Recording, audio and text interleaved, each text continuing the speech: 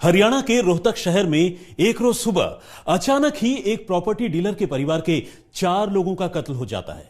हैरानी की बात यह है कि मौकाए वारदात से जाते जाते कातिल घर का दरवाजा बाहर से लॉक कर जाता है। सवाल यह है कि आखिर कातिल को घर का दरवाजा बंद करने की क्या जरूरत थी। सवाल यह भी है कि कातिल को घर की चाबी का कैसे पता चला। कहीं ऐसा तो नहीं कि कातिल इसी परिवार का कोई करीबी है जिसने इस वारदात को अंजाम दिया। मामले की जांच कर रही पुलिस 3 दिनों तक इन्हीं सवालों में उलझी रही, लेकिन फिर उसे एक ऐसी बात पता चली जिसने न सिर्फ कातिल के चेहरे से नकाब हटा दिया, बल्कि वो चेहरा देखकर हर कोई दंग रह गया। 27 अगस्त, बाग वाली गली, शीतल नगर, रोहतक। दोपहर के कोई 2 बजे मलिक परिवार का बेटा अभिषेक उर्फ मोनू अपने घर लौटा, मगर घर का दरवाजा बाहर से बंद था। जबकि सुबह जब वो घर से निकला था तो घर में उसके माता पिता, बहन और नानी सारे लोग मौजूद थे। अब सवाल ये था कि बिना किसी को बताए चारों के चारों घर से कहां गायब हो गए। अभिषेक काफी देर तक इसी उलझन में रहा।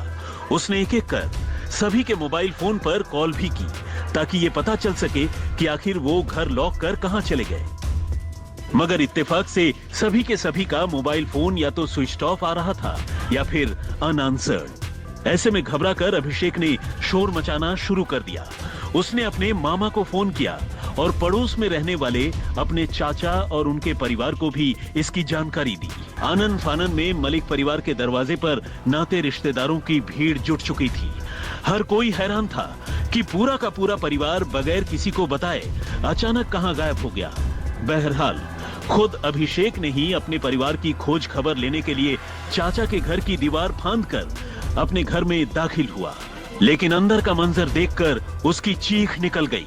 अंदर दरवाजे के नीचे से खून की धार बह रही थी। उसकी चीख सुनकर बाकी लोग भी अंदर आ गए और जब लोगों ने घर के अंदर कदम रखा तो सिहर उठे। अंदर अलग अलग कमरों में अभिषेक के पूरे परिवार की लाश पड़ी थी। पिता प्रदीप मलिक उर्फ बबलू पहलवान, मां संतोष उर्फ बबली, बहन तमन्ना उर्फ तन्नू और नानी रोशनी की लाश। लाशों को देखकर साफ था कि कातिल ने इन सभी के सभी 4 लोगों को सिर में गोली मारी थी। अब रोहतक जैसे छोटे शहर में एक साथ एक ही परिवार के 4 लोगों के कत्ल की इस वारदात ने हर किसी को हिला दिया। खबर पूरे शहर में जंगल में आग की तरह फैल गई और अगले चंद मिनटों में रोहतक पुलिस का भारी भरकम लवाजमा मौके पर मौजूद था। आनन फानन में मामले की जांच शुरू कर दी गई, लेकिन दिक्कत यह थी कि परिवार के इकलौते जिंदा मेंबर यानी घर के बेटे अभिषेक की हालत इतनी खराब थी कि उससे पूछताछ करना भी मुश्किल हो रहा था, क्योंकि उसका रो रो कर बुरा हाल था। अब पुलिस ने घर के आसपास की सीसीटीवी फुटेज से लेकर घर के अंदर का गहराई से मुआयना करना शुरू किया। कातिल जो भी था उसने घर के सभी मेंबर को बिल्कुल करीब से उनके सिर में गोली मारी थी, यानी वो हर हाल में मलिक परिवार के इन 4 लोगों का कत्ल करना चाहता था। लेकिन फिर सवाल यह भी था कि कातिल ने घर के इकलौते बेटे को जिंदा क्यों छोड़ दिया। क्या उसकी जान घर में न होने की वजह से ही बच गई और ये महज एक इत्तेफाक था या फिर कोई साजिश। चूंकि प्रदीप मलिक प्रॉपर्टी डीलर था तो पुलिस को शक हो रहा था कि शायद प्रॉपर्टी के झगड़े में ही ये कत्ल किए गए।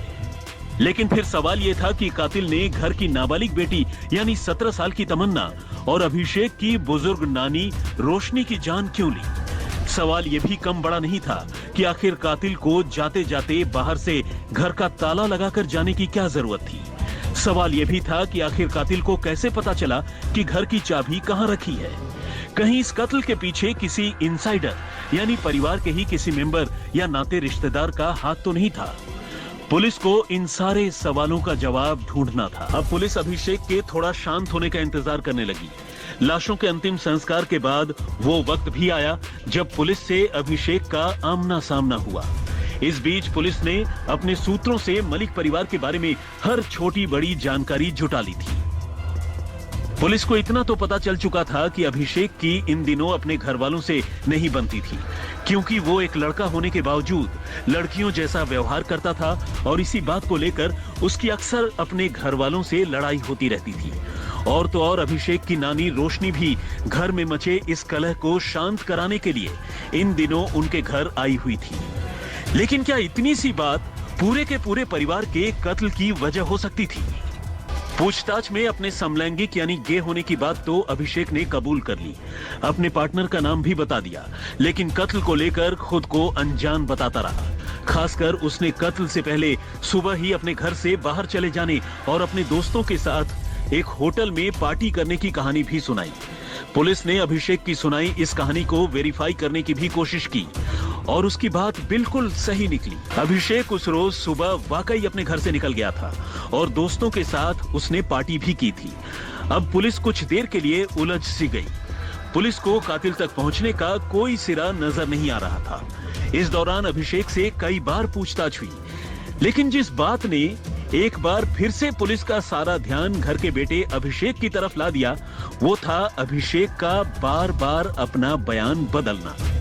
परिवार से अपने रिश्ते, लड़ाई झगड़े, वारदात के रोज घर से निकलने के वक्त, लौटने का वक्त, घर बंद होने जैसे तमाम सवालों पर अभिषेक ने अपनी ही बातों को काटने वाले जवाब दिए। और कत्ल के तीसरे दिन जब पुलिस ने एक बार फिर से अभिषेक से पूछताछ करने का फैसला किया तो वो टूट गया। उसने कबूल कर लिया कि ये चारों के चारों कत्ल खुद उसी ने किए हैं। उसी ने अपने माता पिता, बहन और नानी की जान ली है, क्योंकि घर वाले उसे समलैंगिक होने की वजह से नापसंद करते थे और उसकी बहन को ज्यादा प्यार करने लगे थे।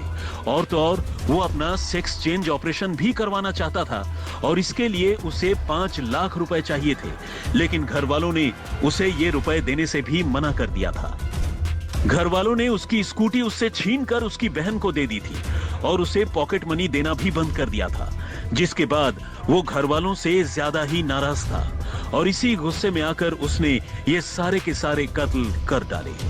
27 अगस्त की सुबह वो अपने घर से निकल गया था, लेकिन 11 से 11:30 बजे के दरमियान वो एक बार फिर अपने घर लौटा। सबसे पहले वो फर्स्ट फ्लोर पर अपनी बहन के कमरे में गया और अपने पास मौजूद पिस्टल से उसे गोली मार दी। वैसे भी उसकी नाराजगी अपनी बहन से कुछ ज्यादा ही थी, क्योंकि अभिषेक की समलैंगिकता की पोल खुलने के बाद उसकी बहन ने उसके पार्टनर की अपने घर में एंट्री पर रोक लगा दी थी। अभिषेक को लगता था कि बहन ही उसकी मम्मी पापा को उसके खिलाफ ज्यादा भड़काती है। बहन पर चलाई गई गोली की आवाज सुनकर उस रोज उसकी मां जैसे ही बहन के कमरे में पहुंची तो अभिषेक ने उन्हें भी गोली मार दी। इसके बाद वो अपनी नानी के कमरे में गया और फिर उनकी हत्या कर दी। और तब बारी आई पापा की। असल में इस दौरान उसके पापा अपने कमरे में दरवाजा बंद कर किसी से फोन पर बात कर रहे थे और उन्हें घर में चल रहे इस कत्लेआम की जरा भी भनक नहीं लगी। सिर में पहली गोली लगने के बावजूद उसके पापा कुछ देर तक जिंदा थे और तब उसने दूसरी गोली मार दी। कत्ल का मामला सामने आने के बाद जब पुलिस मौका वारदात पर पहुंची तो प्रदीप मलिक की लाश के पास ही उन्हें उनका मोबाइल फोन भी पड़ा हुआ मिला।